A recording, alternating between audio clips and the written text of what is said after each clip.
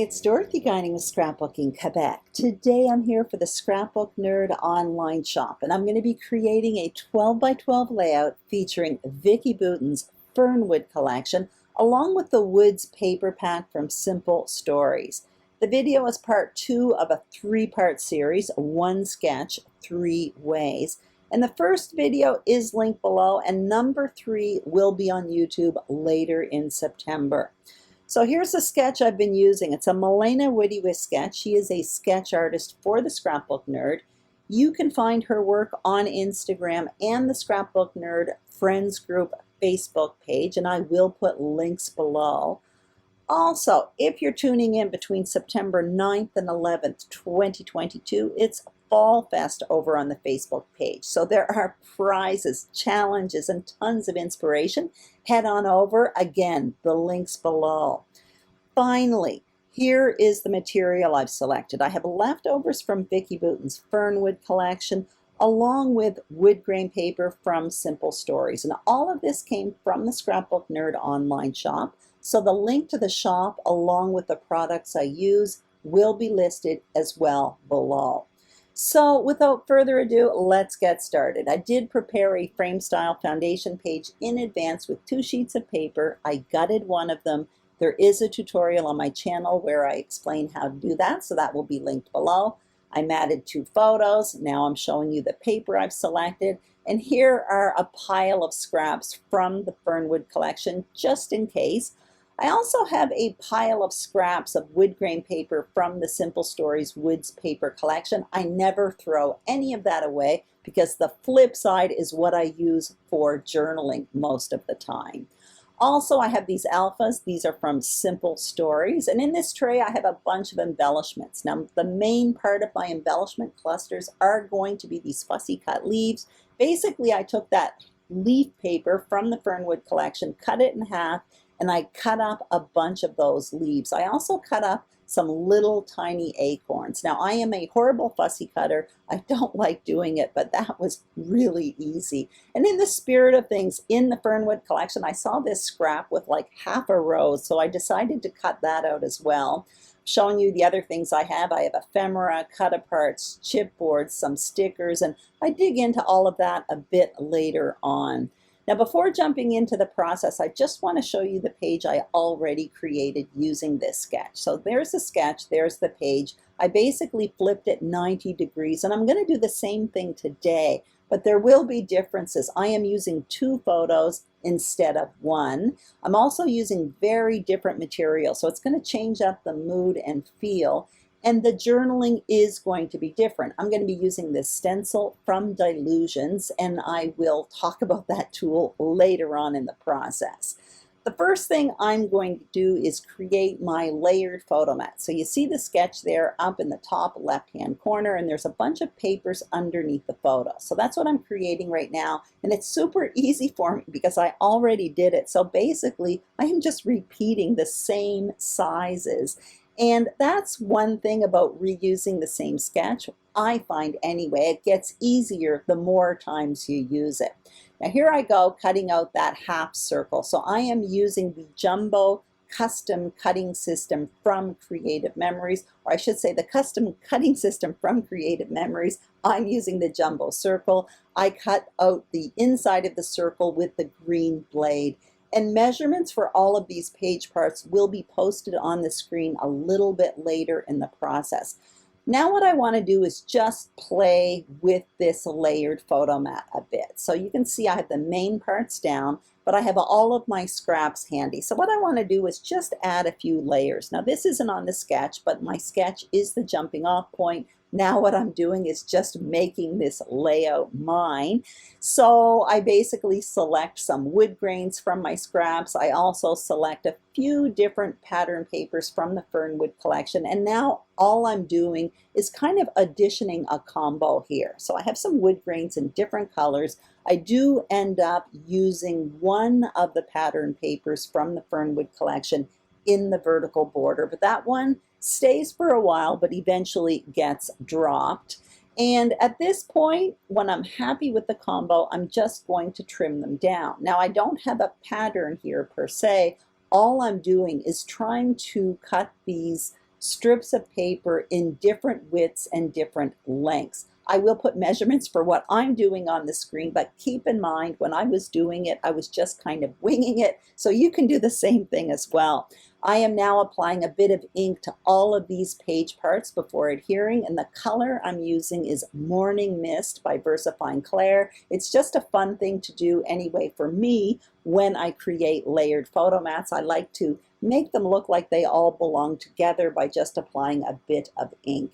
So once again, I am building my page design, the backwards L with that semicircle in the middle.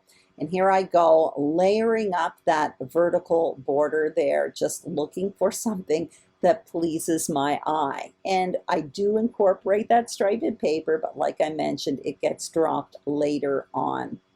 So I put the photos there. I'm also thinking at this point, I need to place my title somewhere. And this is where the placement of my page parts starts changing up a bit.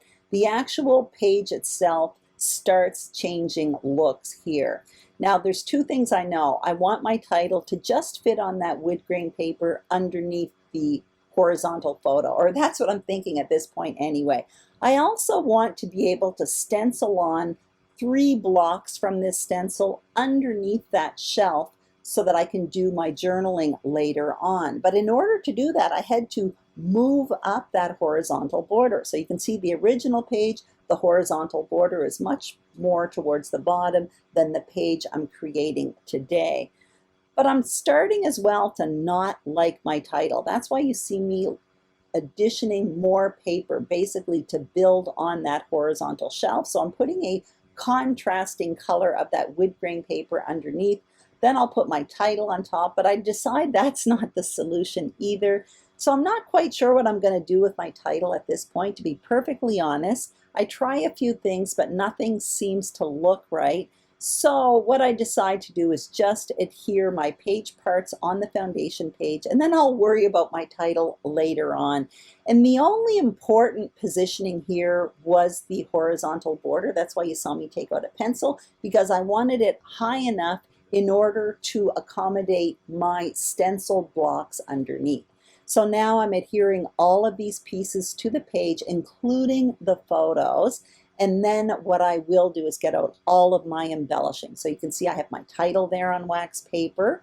I also kind of tidied up my embellishments. I'm going to show you this tray here. I basically put my leaves in piles by color. I have a little pile of fussy cut acorns. I have that fussy cut flower, a bunch of ephemera pieces, and my stickers from the sticker book on this tray. I also, to the right there, you can see I have a chipboard pack. That one's falling apart and well loved, but I do end up using a few pieces from it. I have a few scraps handy just in case. I have a tiny attacher. I plan to put some staples in that wood grain paper later on. And there you have my stencil. And the ink I selected for it is Old Olive by Stampin' Up. So the first thing I'm going to do is stencil on these journaling blocks. Basically, I'm dying to know what they're going to look like. I have never used this stencil before. So what I'm doing is looking for 3 blocks together that I like. And once I find them, I place it on my page. And I'm using this tape just to hold this stencil in place, number one, but also to mask the other blocks, because there are blocks above and below, and I don't want ink to go on my paper above or below these 3 blocks. So there I use a Picket Fence Studio blending brush. I add a bit of ink, and there you have it. I'm really quite thrilled with those journaling boxes. So now I can continue creating my embellishment clusters. And I'm starting in the bottom right. I start with that large fussy cut flower. Now what you see me doing is tucking in a whole bunch of leaves all around this flower here. And basically I'm going to have 2 main embellishment clusters in kitty corners, so on a diagonal fashion, and then 1 hint of one to create a visual triangle. But right now I'm changing the position of my title. Like I mentioned earlier, I really wasn't thrilled with it underneath that photo, so it's over there on the bottom right now, but I found that there was a big brown spot underneath that horizontal photo, so I do add a shelf there. And a moment ago, that was when I decided I only wanted wood grain papers in my backwards L in those two borders, so I removed that striped paper from Fernwood that was in the vertical border. Now I'm continuing once again, building up that embellishment cluster in the bottom right with that shelf, and I like it better. Now I'm actually adding the leaves in the top left corner of that photo on the left. So all I'm doing is creating a cluster of leaves popping out from around the top corner of that photo. Now I am going to want to add some finishing touches, but at this point I'm liking what I'm seeing, so I am going to move forward and adhere all of these pieces. So I started in the bottom right with the largest piece, the flower. Now I'm tucking in the leaves in and around it. Then what I will do is simply adhere my title. So I'm adhering club on top of the photo, and then I will put med underneath it, and I don't make you watch all of that. So now what I'm going to do is just add a little acorn. Again, fussy cut acorns. I add 2 of them underneath that cluster on the right. And then what I will do is start adhering these leaves in the opposite corner. Now this one's pretty easy. All I'm doing is pulling out each leaf, adding a bit of adhesive, and then tucking it back where exactly I had placed it. So I cut out a bit there simply because I fooled around with a bunch of different pieces and none of them made it on my page. So it was like 10 minutes of wasted time. But sometimes you have to do that. But what I do know I want to do is add some staples to the wood grain paper. So you see me coming in with my tiny attacher, and I'm adding staples in 3 spots. And sorry, I'm a bit off screen because I need it really underneath me to kind of make it look as straight as possible. So I'm trying to show you while trying to please myself at the same time with the positioning of the staples. So they are subtle, but I do like them. They kind of mimic the old broken down building. You can see me standing there. It's basically a ruins of a sugar shack in the Charlevoix region of Quebec. So I figured there must be staples and nails in that wood somewhere. So now I'm coming in with some finishing touches, and I'm looking into the chipboard, and I do find a few word pieces of chipboard in the colors of the leaves. I have them in orange, yellow, and green, and it says something like discovered, picture this, let's document, or document this. So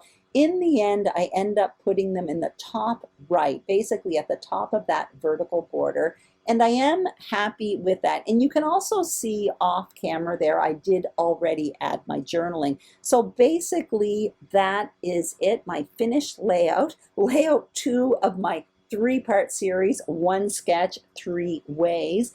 And off camera, I added a few black splatters within the clusters, but not on the white. It's very, very subtle, but I do like it.